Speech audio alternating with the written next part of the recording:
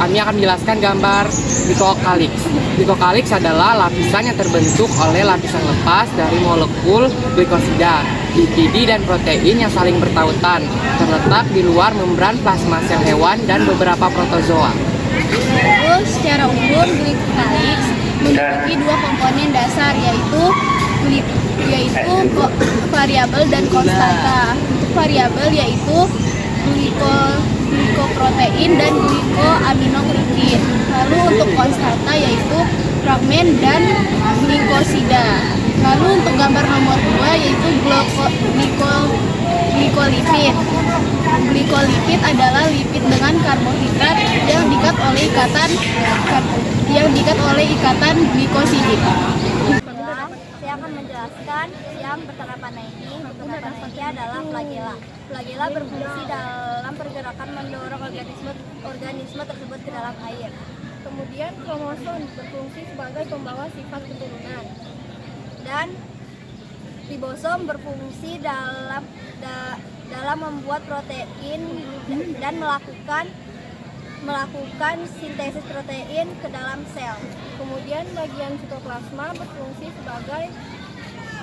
sebagai penyimpanan bahan kimia sel yang penting bagi metabolisme sel seperti enzim-enzim, ion-ion, gula, lemak, dan protein.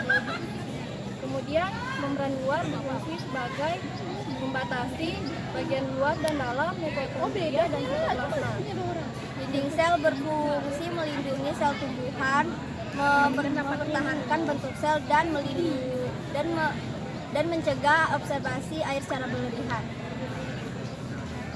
Habis itu membran sitoplasma berfungsi sebagai melindungi tubuh dan menyediakan sumber tenaga.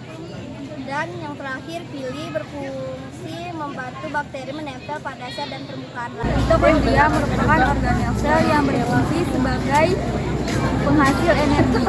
Mitokondria memiliki dua membran, yaitu membran bagian luar dan membran bagian dalam. Keduanya bersifat kaku, fleksibel, stabil, dan tersusun atas lipoproteina.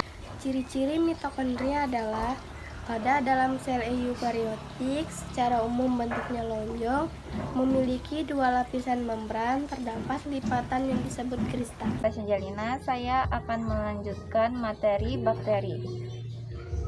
Sitoplasma adalah suatu cairan yang tidak berwarna atau transparan. Sitoplasma berfungsi sebagai tempat reaksi metabolisme pada sel bakteri. DNA bakteri adalah suatu materi genetik yang berbentuk sirkular atau melingkar tanpa ujung.